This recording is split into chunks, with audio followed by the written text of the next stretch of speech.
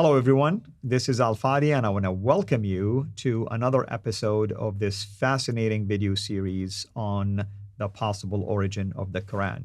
You've heard us a couple of times make reference to what we call the prototype Quran. Well, today we are going now to begin to address what is meant by the prototype. Of course, with me here in studios, no other than Dr. Jay Smith. Brother, welcome back as always. Tell us a little bit more about the prototype Quran, and you've whetted our appetite when you began to give some backgrounds concerning some possible Christian sources as well. Okay, so we talked about in one of our episodes this guy named Umar, and we talked about the fact that this fellow priest named Gabriel is the one that gave him what we now know today is the diatessaron, and that either his relationship with Gabriel or because of the text he was reading that was given, he then went from his strident Judaism and he became a Christian, so that by 647 he even coined a coin with possibly his image holding a cross on it, and he has the word Muhammad, the praised one, referring to possibly Jesus Christ. Now, what are we finding? Well, this was the German school who has been really unpacking this, and one of the things I want to do today is I want to introduce these two books right here. This book here is called A Challenge to Islam for Reformation, which is a terrible title, actually, to tell you the truth.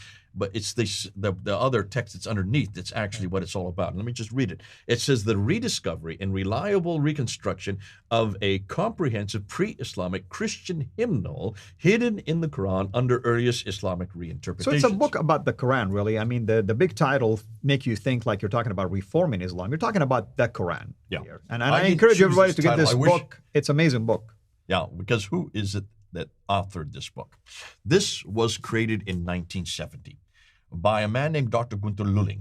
Dr. Gunther Luling was a German scholar who wrote a PhD thesis, and this is his PhD thesis.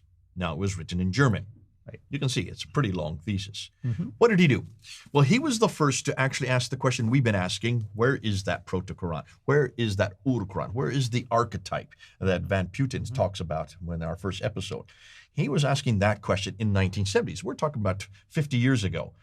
And he wrote this thesis. This thesis was awarded the Opus Eximium. Let me read it right to say it right. Opus Eximium.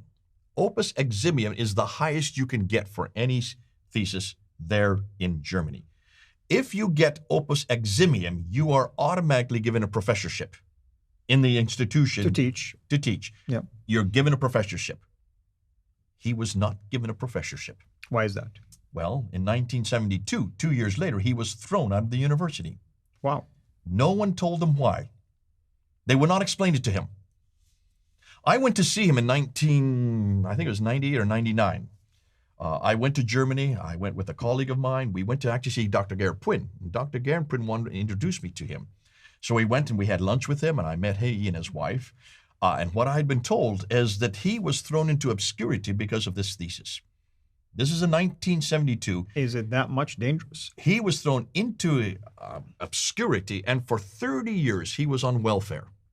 No chance of getting into any university system, no chance of being a professor. In 1999, when I met him, we said, well, could we see this thesis? And so he showed it to us. It's all in German, and I don't speak German. I said, well, can we get this translated into English? He said, well, I've already translated it to English. I said, well, give it to us. We would like to then rework it so that it's readable, because when I started reading it, he had one sentence 400 words long, as Germans tend to do. 400 words. By the time you get to the end of the sentence, I couldn't even remember what we started out with. So we took it back. He said, give it back, and we took it back to London, and we pared it down using German speakers who understood, still academic material, but they understood how to bring it down to so people like you and me can read it. And then we gave it back to him, and he sent it, and he wanted to get it published. He got it published in India. So this is published in India. That's the only place that would publish it. You can see this is by Motilal Banarsidass Publishers in Delhi. They published it for him. Get this book, because you're not going to find many copies left anymore. I'm saying every one of you grab this book. You can still get it on Amazon.com. There's still a few copies left before this becomes a treasure trove. Because what he did was very simple. He said, if we cannot understand a lot of the meaning of the Quran, there's about 25% of the Quran you can't even understand. But he was more not interested in that. He was more interested in what did and where did this Quran come from? Because it didn't just come out ex nihilo, out of somewhere. And he also said a lot of this stuff looked like it's borrowed. In fact, he started looking at the poetry, the beautiful poetry that Muslims say, how could a man who can't even write such beautiful poetry? Mm-hmm. And he said, well, that's true. I've seen that poetry before. Now, see, he was a Syriac scholar. And so what he did is he decided to take off the dots. Remember we talked about the dots? Right. So he went backward, basically, took the dots off. He took the dots and he took the vowels off. He took the dhamma, the kasra, and the fatha, and the harakats. Right. The dots, the 2 dots, 3 dots, 1 dot, 2 dots below. So he took them all off and just went back to the rasm, the structure. The rasm. And he called it the 3 layers. So he eliminated layer 2 and 3 and went down to layer 1. And guess what he found? He began to find hymnal. Christian hymns written in Syriac by Christians in their churches for worship in the 5th and 6th century, almost strophe for strophe, line for line, exactly like those Christian hymns, all written in Syriac. Can you see why this is so controversial? Can you see why Especially this back is so then, damaging? of course, yeah. Absolutely. In Germany, they would not stand for this, and they threw him out, completely threw him out. Now, because of what we did, Thomas was telling me when a number of months ago, when I was Thomas Alexander, who I have as part of the Sin Sifters. He is one of the group. He's the German representative for the Inada group. He was saying because of this English translation that we had translated in the late 1990s, in the early 2000s, this is now, I think, 2007, this was finally published in English. He said that has resurrected him. That resurrected him in the academic world. So by 2014, when he finally died, he has now been resurrected because of this English translation, because this is what people needed to hear. They needed to know. Now, he is not the only one that has done this. Because of what he did in the 1970s, Christoph Luxemburg then came and did this in 2000. This takes it one step further.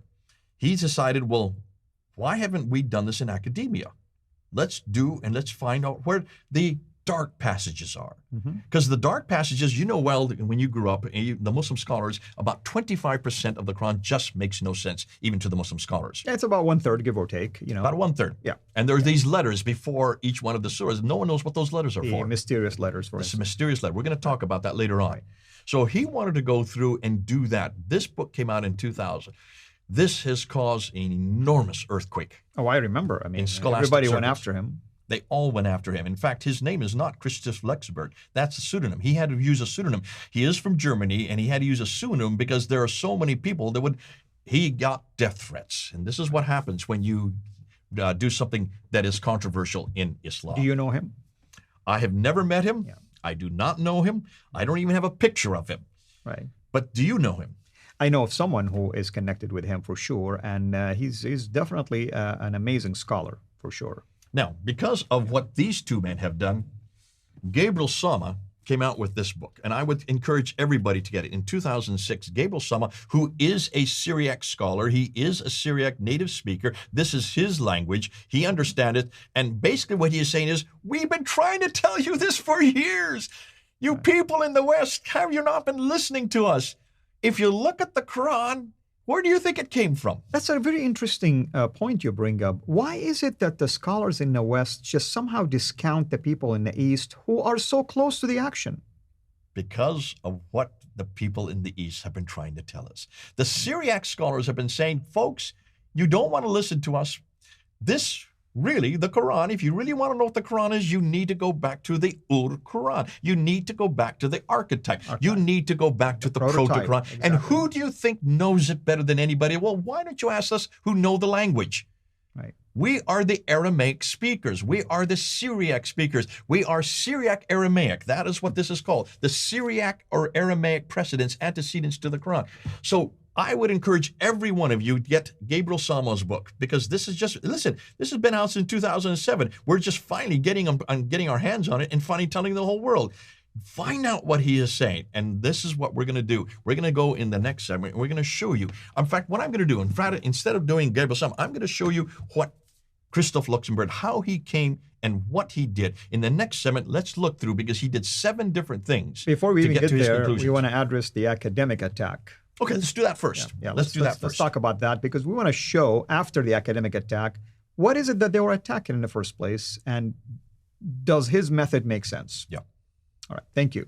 All right, everyone, you've heard basically what's coming up next. So hopefully you've enjoyed this episode, and we look forward to meeting you again next time. This is Fadi. God bless. Thank you for watching this video. Be sure to like and subscribe to our channel CIRA International and click on the bell so that you receive notifications whenever we publish a new video or go live.